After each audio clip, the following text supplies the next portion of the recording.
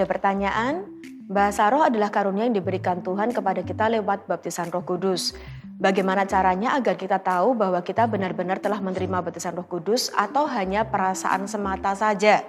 Kemudian bagaimana caranya untuk dapat melatih bahasa roh kita dengan cara yang benar, sehingga saat kita ingin mengeluarkannya dalam keadaan sadar, bahasa tersebut adalah benar adanya bahasa roh atau bukan bahasa yang dibuat-buat. Nah, Bapak Ibu yang dikasih Tuhan, untuk menjawab pertanyaan ini saya jelaskan dulu ya.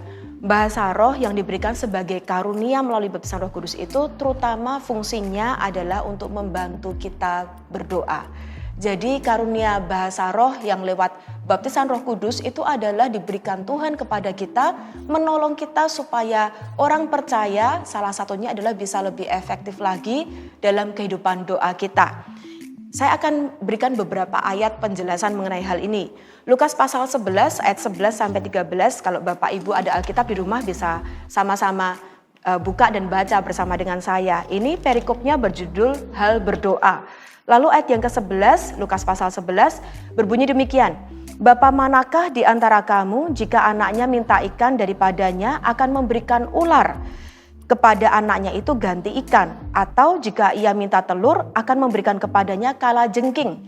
Jadi jika kamu yang jahat tahu memberi pemberian yang baik kepada anak-anakmu, apalagi Bapamu yang di surga, ia akan memberikan Roh Kudus kepada mereka yang meminta kepadanya. Satu ayat lagi Bapak Ibu ada di dalam kitab Roma pasal yang ke-8 ayat yang ke-26 sampai dengan ayat yang ke-27. Demikian juga roh membantu kita dalam kelemahan kita. Sebab kita tidak tahu bagaimana sebenarnya harus berdoa. Tetapi roh sendiri berdoa untuk kita kepada Allah dengan keluhan-keluhan yang tidak terucapkan.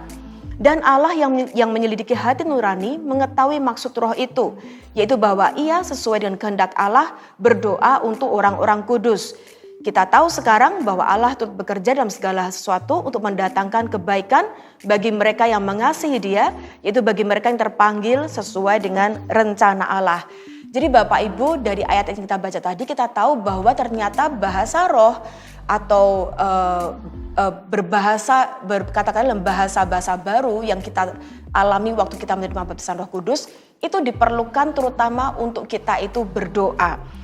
Nah, jawaban dari semua pertanyaan di atas tadi kuncinya terletak di iman percaya. Karena Tuhan sendiri sudah memberikan kepada kita janji untuk kita semua akan menerima Roh Kudus. Dan waktu kita menerima Roh Kudus tandanya adalah dengan kita itu berbahasa roh.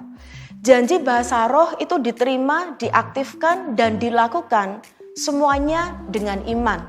Bukan dengan pemikiran, bukan dengan perasaan, ataupun akal budi kita. Saya ingat Pastor Philip satu kali pernah berkata demikian Bapak Ibu.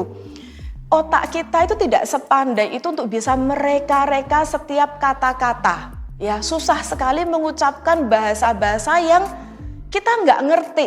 Kita mau coba karang-karang itu paling bisa cuman beberapa saat. Tapi untuk orang berbahasa roh panjang lebar gitu ya, itu nggak mungkin dibuat-buat dengan otak, dengan kemampuan kita. Nah, tapi kuncinya sekali lagi adalah di iman Bapak Ibu. Jangan terlalu banyak berputar-putar dengan pikiran kita. Saya mau sampaikan ini sebagai fondasi, seringkali ada banyak keraguan di area baptisan Roh Kudus seputar pertanyaan-pertanyaan yang tadi sudah saya baca di depan. Nah, intinya kuncinya adalah ada dua hal saja Bapak Ibu yang Anda pegang. Jadikan ini sebagai patokan. Yang pertama, miliki hati yang haus, hati yang rindu. Asal hati Anda haus, hati Anda rindu, motivasinya adalah kerinduan untuk memiliki hubungan yang lebih dekat dengan Tuhan, untuk menerima Roh Kudus yang sudah dijanjikan oleh Yesus sendiri bahwa Roh Kudus itu akan tinggal dan memenuhi hidup orang percaya, maka Anda yang kedua yakin dan percaya sesuai dengan firman-Nya bahwa Allah tidak mungkin memberikan ular kepada anaknya yang minta roti. Ia pasti memberikan Roh Kudus kepada mereka yang memintanya. Apalagi janji Roh Kudus itu sendiri merupakan kehendak Bapa di surga. Jadi kunci yang pertama fokus kepada dua hal ini. Jangan fokus pada pikiran, perasaan, akal budi. Jangan bulat di sana Bapak Ibu. Tapi yang terutama adalah fokus kepada motivasi hati yang haus. Yang rindu untuk mendekat sama Tuhan.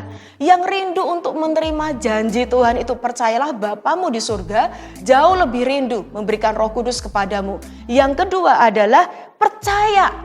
Karena untuk menerima janji baptisan Roh Kudus itu mengaktifkan dan melakukannya itu semua dibutuhkan iman. Amin. Jadi Bapak Ibu, baptisan Roh Kudus itu sendiri dengan tanda berbahasa roh adalah untuk membangun iman kerohanian kita makin dekat dengan Tuhan. Jadi Anda juga bisa cek yang ketiga adalah dari buahnya. Tanda Anda sungguh-sungguh dipenuhi Roh Kudus dengan tanda berbahasa roh adalah tentunya ada damai sejahtera dalam hati, ada sukacita, ada hati yang makin rindu untuk mendekat, mengenal Allah dan kehidupan doa yang makin terbangun. Gak tentu Anda langsung jadi manusia sempurna, langsung semuanya jadi baik, gak ada lagi kelemahan dan kekurangan. Tapi yang jelas ada sebuah hidup kerohanian yang dibangunkan ketika Anda menerima baptisan Roh Kudus dengan tanda berbahasa roh. Semoga penjelasan saya bisa menenangkan setiap hati yang gelisah dan mulai hari ini miliki hati yang haus dan lapar dan aktifkan iman percaya. Tuhan Yesus memberkati.